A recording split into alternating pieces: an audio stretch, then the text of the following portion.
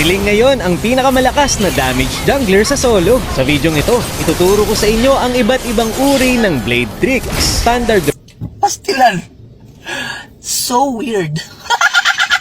rotation at mga tips sa kanya. Kasama din dito yung tutorial na tinatap-tap mo lang yung skill mo at makaka 4 blades ka na. Mas lalaki ang chance mo na manalo kapag ginawa mo ito.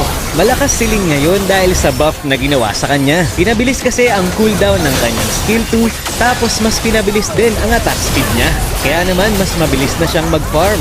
Tapos dahil na-buff din ang Berserker's Fury, na nakakapagbigay na ng true damage tuwing nagkikrit, sobrang nakinabang siling doon. Kaya kapag napunta ito sa kamay ng marunong gumamit, nadodominate niya na ang game. Ito ang mga blade tricks na uso ngayon na pwede mong gawin sa game.